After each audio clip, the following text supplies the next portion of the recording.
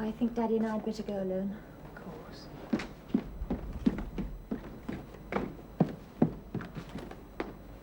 Daddy? Ah, there you are. I mustn't keep old Morris waiting. The flowers are all ready.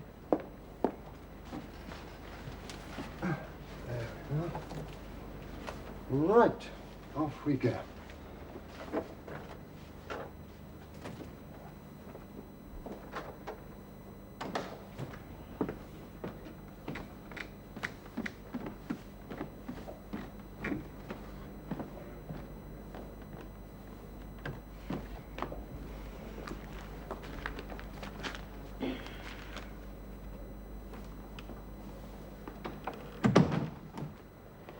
Good morning, Miss Laura. Oh. Shall I get you breakfast now, or would you rather wait? Wait, thank you. Yes, miss. Have you seen this? In memoriam. Born in ever-loving memory of Helen and Dan, beloved wife and daughter. Can't read any more, miss. It'll set me off again. Still, it were nice of the commander to put it in. There's another here, from Mr. Ashley. It's nice. Oh, doesn't seem like a year, does it, miss? You can hardly believe it. No. Riley! Oh, morning, Miss Laura. Morning. Well, hurry up, Eileen, or their breakfast won't be ready.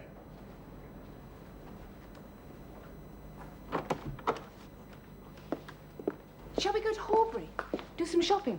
If you like. I shall get weepy if we sit about here all day. You haven't seen this yet, have you? There. I'm so glad Daddy put it in. And Grandpa, too. I wish Liz had been here today. Well, she's written a letter. I saw it when I sorted the post. Good. Anybody seen the Times? It's hidden. Ah. There's been a leak, as usual. Damn lobby correspondents, you know, they're a positive menace. Oh, yeah. Yes, there it is. Well, I suppose it means I can tell you now. You're sounding very mysterious. What is it? Oh, you read it for yourself. Oh, let me read it. Where is it? There, parliamentary gossip, that bit low down.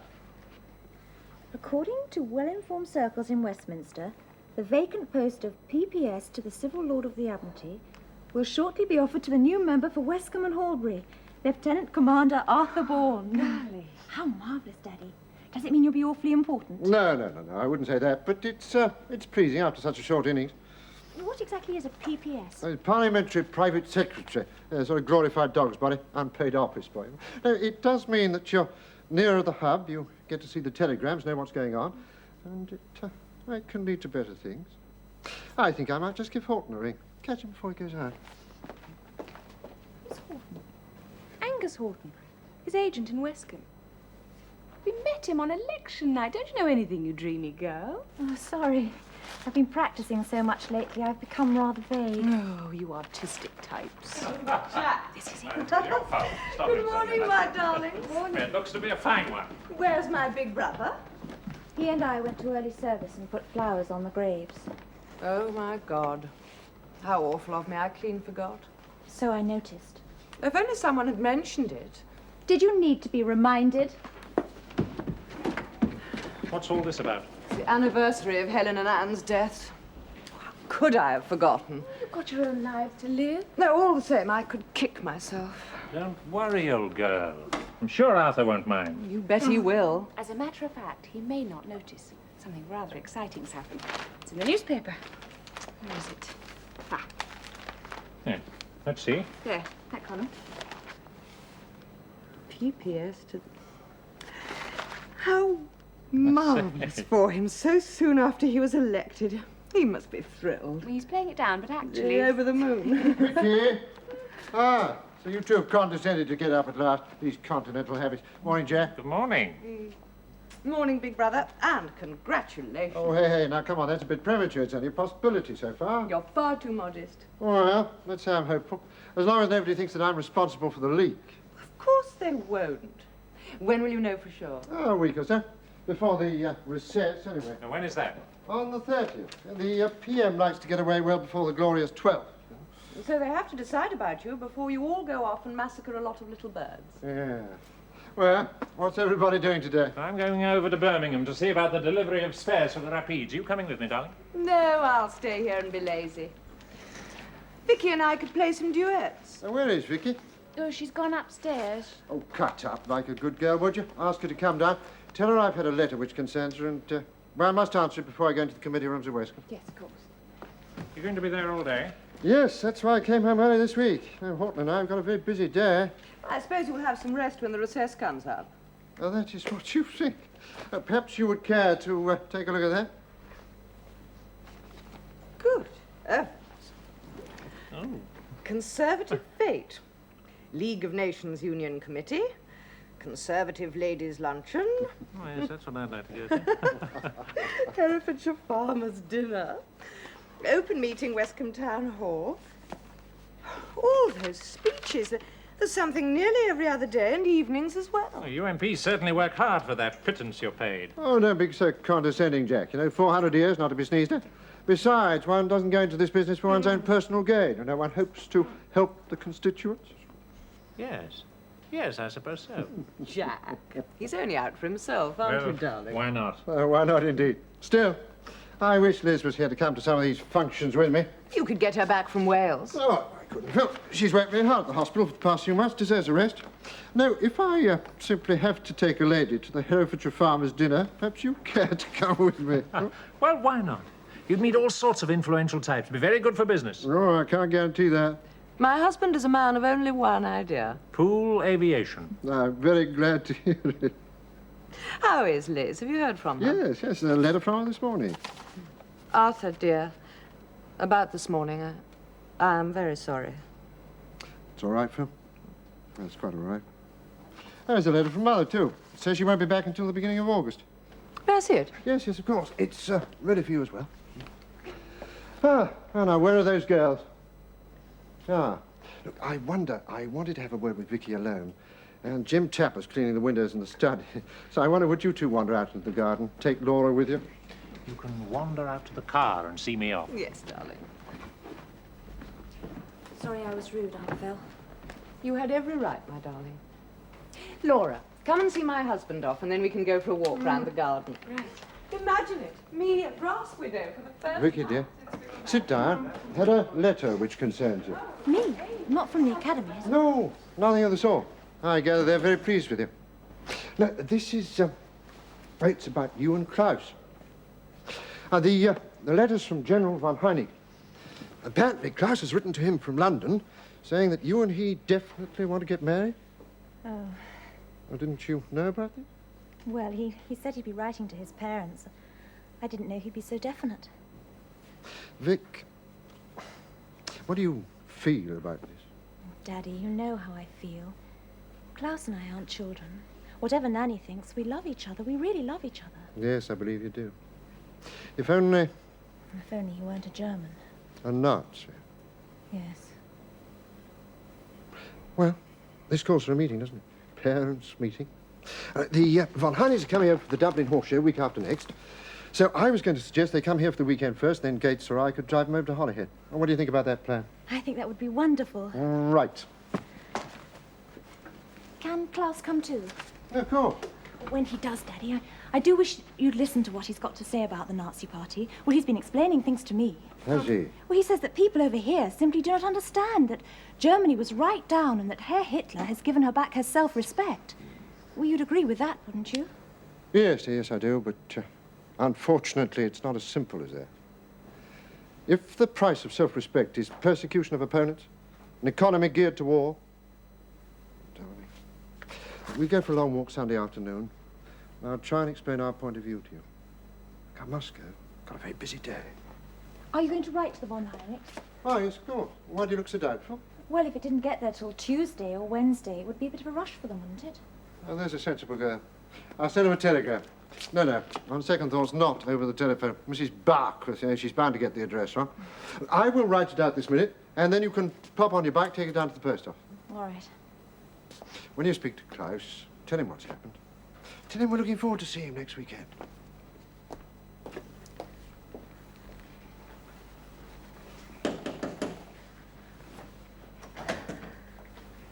Anyone home? Oh, it's you, Mrs. Hedges. Well, I did knock, but nobody answered. Well, Mrs. Gates is upstairs, I expect. Can I help? Well, it's just I'll be collecting next week for the jumble sale, if you could look out a few things. We do rely so very much on the manor. Yes, of course. I'll tell Mrs. Gates, and Nanny too, when she gets back. And if your father's home, I wonder if I could have a word. I won't keep him long. Well, he is in, but he's just leaving for Westcombe. He's meeting his agent. Good morning. There you are. Always so busy nowadays. I wonder if I could have a very quick word. It will have to be a quick one, Winifred, because I'm late already. Oh, well, it was only...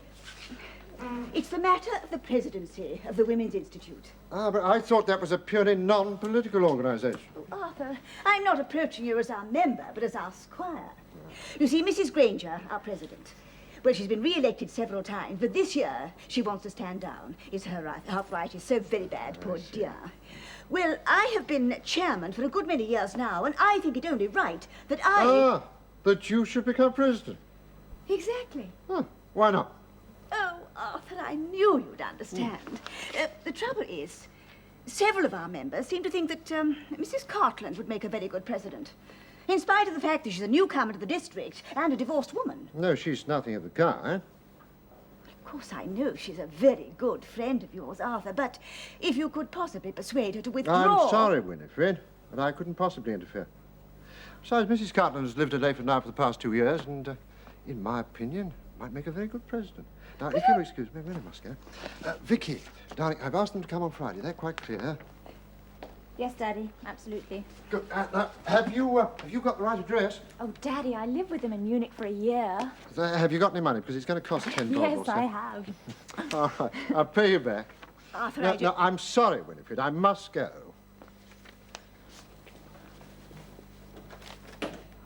Visitors? Yes, some friends Anne and I stayed with in Munich are coming to visit, I hope. Really? Germans? Yes, Oh, how interesting. When are they coming? next weekend.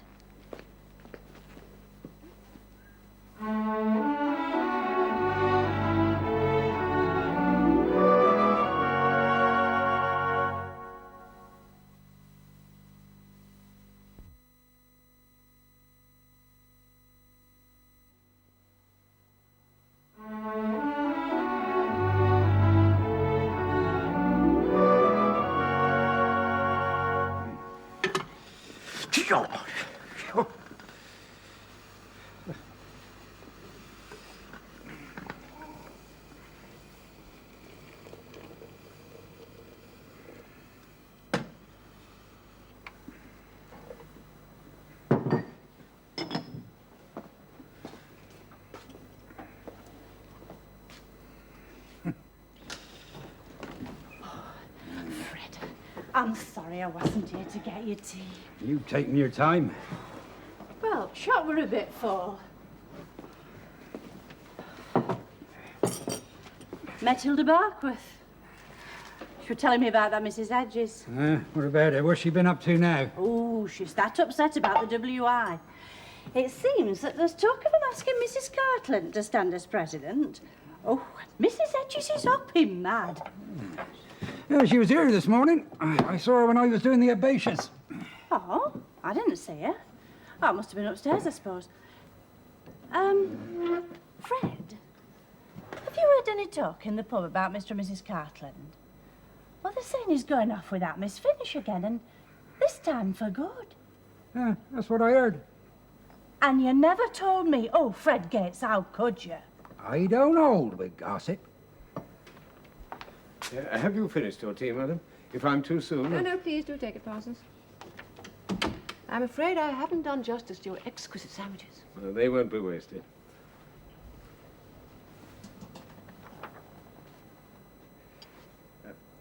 What is it, Parsons? I wondered, madam, if I might have a word with you. Well, you are, aren't you? Yes, of course. Mr. Cartland came over this afternoon. Oh, good heavens. Yes, he's at the stables now, talking to Meldrum and the other groom. Oh, of course. He'll want to make some arrangements about the horses. Yes, madam. Is that what he wanted to talk about? Not actually, no. The fact is that Mr. Cartland has asked me about the future. Ah! Oh, now I understand. When Mr. Cartland finds a new house, of course, he'll want you to go to him. Exactly, madam. Then what's the problem? Well, quite frankly, I'm worried stiff, you see. You've been with Mr. Cartland a very long time, haven't you? Well, I know you were completely established when I married him in 1924. 1913 it was when I came, while the first Mrs. Cartland was still alive. Mr. Peter, well, he must have been two or three. Dear little chap, but in my opinion, his nanny babied him too much. Yes, well, it's a habit that some nannies do have. Oh, yes, indeed. It was a happy household, but Mr. and Mrs. Cartland were completely wrapped up in each other. Yes, I know. When she died, Mr. Cartland was quite broken up. It was then that he took to he started... Yes, I do understand. Mr. Peters often told me how much he relied upon you in those rather difficult years, and how very fond of each other you became. Yeah. So please don't worry, Parsons. Of course you'll want to go to Mr. Cartland. I shall miss you, of course, but I understand how you feel. Oh, no, it's not that way at all. Of course I shall miss Mr. Cartland after all these years, but, well, quite honestly, there's you and Mr. Peters. Well, it's very sweet of you to say so, but we can manage with someone else. Oh, not with so much experience, of course, but I don't think Mr. Cartland could. I'm afraid I haven't made myself plain, madam. I couldn't possibly entertain the idea of working for the master under these new circumstances, as things are going to be, if you take my meaning, madam. Yes, I'm afraid I do. So I was wondering if perhaps you could ask Mr. Peter to speak to his father on my behalf. Oh, dear, how very awkward.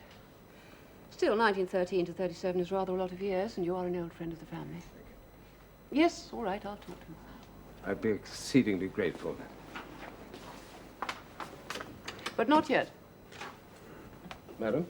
It'll take some time for Mr. Cartland to find a new house and then to move in. Meanwhile, I would rather he wasn't bothered with this problem. Very good, madam. If you say so.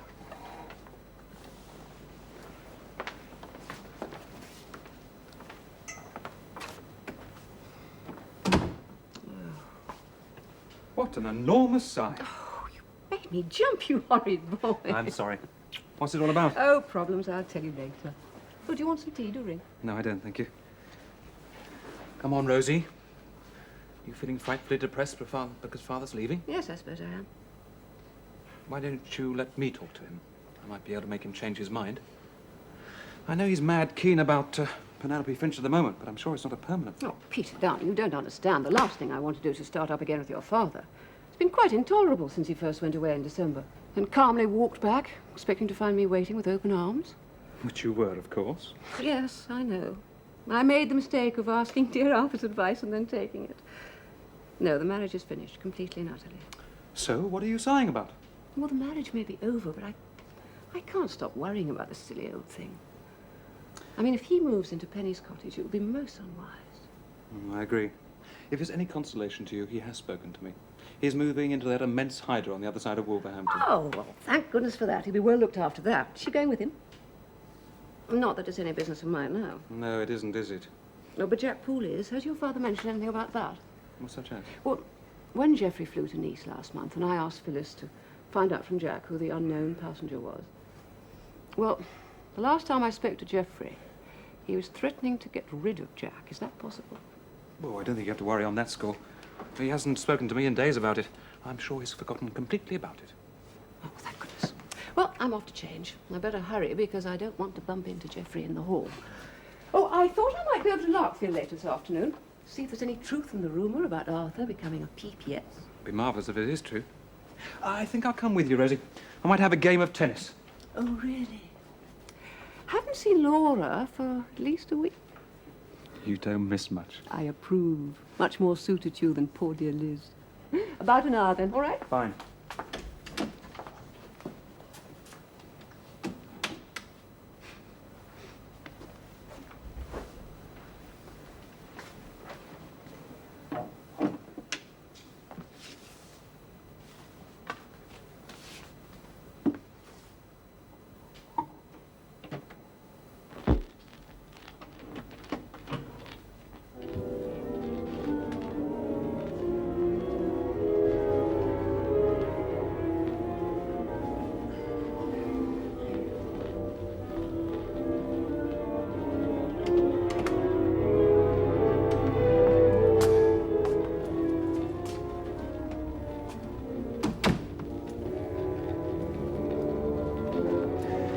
How can you sleep through that noise? I'm not asleep, I'm listening, and it's not a noise, Father. You know I'm not musical. Do you mind if I switch it off?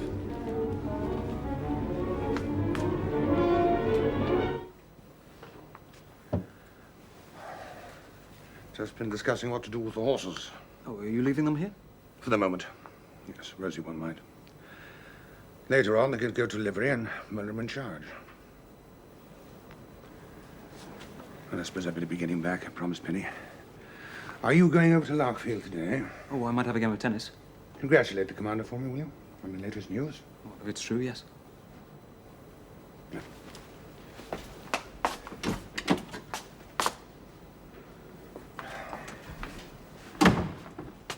Peter. Yes. I'd like to arrange for you to come across and have dinner with Penny and me at the hotel. They do one rather well, and I'd like you to get to know her better. After all, she's going to be your stepmother one day. She's a beautiful creature, you know. Oh, I don't deny that. And I assure you, she's nice. You like her when you get to know her. Possibly, but it's only that... What? It's only that I wish you'd look a little bit happier about it, Father. You're going to win after all. I know I am. Look, this is it, you brute. Anyone for tennis? Oh, me, please. Hello, Phil. Arthur will be with us in a moment. Well, isn't it exciting news? Yes, but not yet official. That's why Arthur's telephoning the chief whip to make it perfectly clear that he wasn't responsible for the league. Oh, as if he would be. Rosie, my dear. Hello. How nice. Oh, you have a drink? Oh, no. Phil? I thought we might meet up in London. And we could do a show, then go on to the Berkeley or the Kit Kat. Lovely. Only I wasn't going to London next week. It's because term's ended. Oh, well, then we can drive over to Morven and have a dinner and dance. Why not? Wednesday? Lovely. That'll be Jack in the new Bentley. Great. Thank you. And Peter, have a drink? No, I won't, thank you. Not if I'm playing tennis, thank you. Oh, I'll go and get my shoes. There we are. Thank you. Rosie and Peter. Thank you. Oh, good. Hello, Rosie. How are you? Fine, thank you. Successful day, my darling? And how, eh, Peter? Oh, A drink, Joe? Yes, thanks. How about a toast? A toast to pool aviation and all who fly in it. Pool aviation. Cheers. Oh, Mr. Poole, I thought I heard your voice. Mr. Cartland's chauffeur sent this note over, sir. He asked me to give it to you personal. Oh, thank you. Thank you, Mrs. Gates. Now, I wonder what the boss wants. Delighted about those new contracts, I suppose.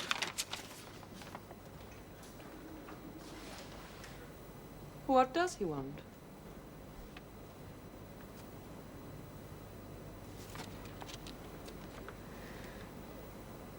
My God! What is it? Geoffrey is demanding Jack's immediate resignation.